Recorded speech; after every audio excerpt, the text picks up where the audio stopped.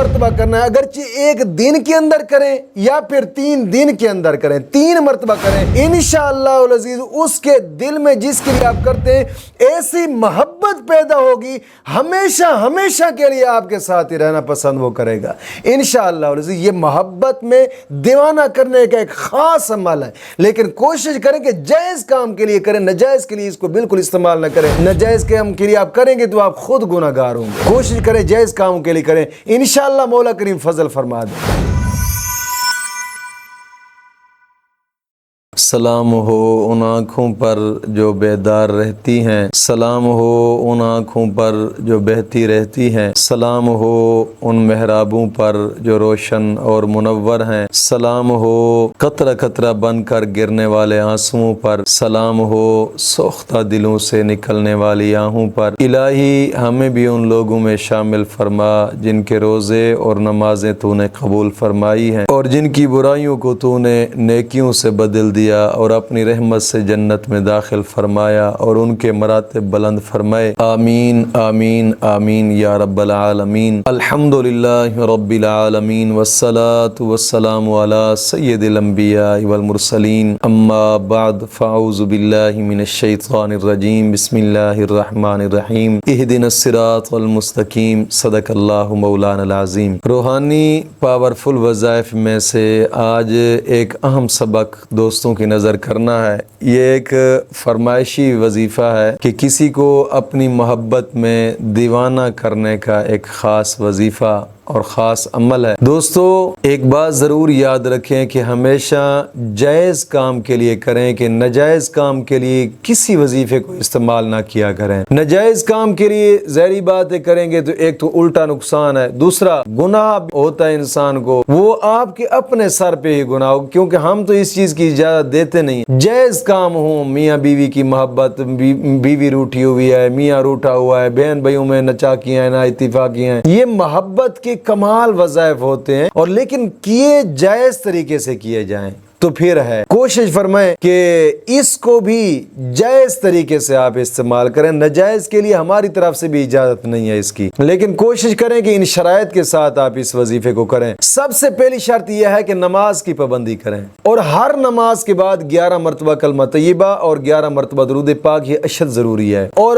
دوسری شرط یہ ہے کہ تمام گناہوں سے توبہ اور آئندہ گناہ نہ کرنے کا ایک پختہ عزم کرنا۔ ایک بات ضرور یاد رکھیں، نماز ہے تو کوشش فرمائیں کہ رب کو راضی کرنے کے لیے پڑھیں، دنیا کو راضی کرنے کے لیے یا دنیا کا مطلب حاصل کرنے کے لیے کبھی یہ کام نہ کریں، اس کا کوئی اجر نہیں ہوتا۔ انسان اکثر طور پہ رسوا ہوتا ہے، اور گناہوں کی نحوست ہی ایسی ہوتی ہے انسان خود رسوا ہو جاتا ہے۔ کوشش فرمائیں کہ رب کو راضی کرنے کے لیے ان کاموں کو کیا کریں۔ نماز پڑھیں تو رب کو راضی کرنے کے لیے، بلکہ نماز اس طریقے سے پڑھیں کہ آپ سورۃ فاتحہ پڑھ رہے ہیں تو سورۃ فاتحہ کے ہر لفظ پر آپ کا ہر لفظ کے معنی پر آپ کی توجہ ہونی چاہیے، اور جناب علی سجدے کے اندر جائیں تو ہر لفظ کے معنی پر آپ کی توجہ ہونی چاہیے، رکوع میں ہے تو توجہ ہونی چاہیے معنی پر، اور اتحیات میں بیٹھے تو لفظ کے معنی پر توجہ۔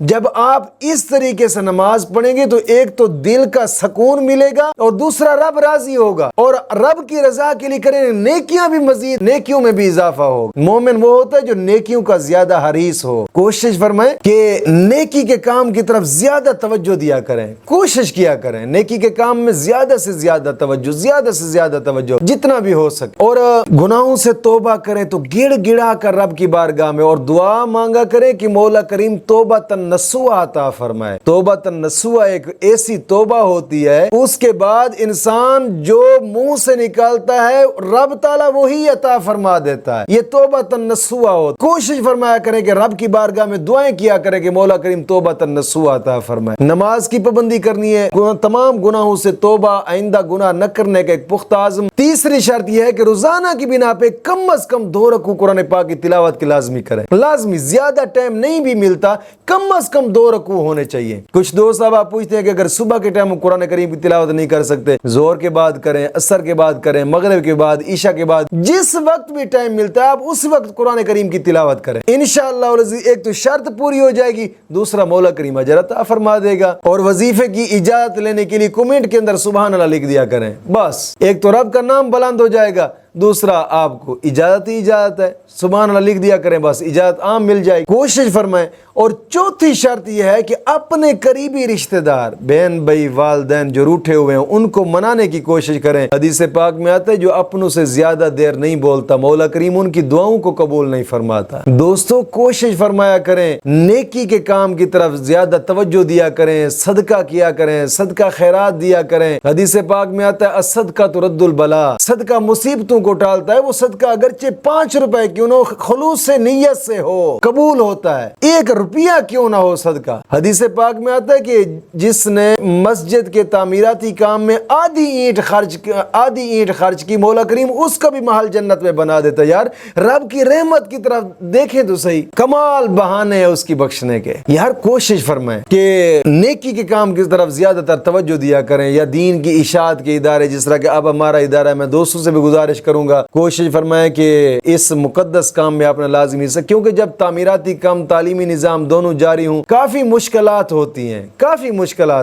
کوشش فرمائیں کہ اس مقدس کام کے اندر بھی، کیونکہ آگے سردیاں آ رہی ہیں تو پھر میں چاہتا ہوں کہ سردیوں سے پہلے مسجد کا کام، درسگاہ کا کام مکمل ہو جائے۔ سریہ کی ضرورت ہے، بجلی سیمنٹ کی ضرورت ہے، کوشش فرمائیں کہ اس مقدس کام میں اپنا لازمی حصہ ڈالیں۔ حدیث پاک میں آتا ہے کہ جس نے دین کے طالب علم پر 1 روپیہ خرچ کیا، مولا کریم اس کو بھی جناب علی احد پہاڑ کے برابر ثواب عطا فرماتا ہے۔ اور ایک حدیث پاک میں آتا ہے جس نے دنیا میں رہ کر قرآن کی حفاظت کی، مولا کریم قبر کے اندر جہنم کی آگ سے اس کو محفوظ فرمائے گا۔ کوشش فرمائیں اس مقدس کام میں بھی اپنا لازمی حصہ ڈالیں۔ آپ سکرین پر دیکھ رہے ہوں گے الائٹ بینک کی اکاؤنٹ، جائز کیش اکاؤنٹ، ایزی پیسہ اکاؤنٹ، UBL بینک اکاؤنٹ۔ کوشش فرمائیں کہ ان مقدس کاموں میں اپنا حصہ لازمی ڈالیں، اگرچہ 5 روپے کیوں نہ ہو۔ انشاءاللہ مولا کریم اسی مقدس کام کے صدقے ہی کرم نوازی فرمائے گا اور مشکل دور ہوگی انشاءاللہ۔ میں گارنٹی سے کہہ رہا ہوں، 1 مرتبہ نیکی کے کام کی طرف قدم اٹھا کر تو دیکھیں، انشاءاللہ مولا کریم مشکلات دور فرما دے گا انشاءاللہ۔ اور جو آج کا وظیفہ ہے وہ یہ ہے کہ ایک اسم اعظم ہے اللہ رب العزت کا۔ وہ اسم اعظم کیا ہے؟ یا عزیزو۔ آپ نے 21 مرتبہ پڑھ کر،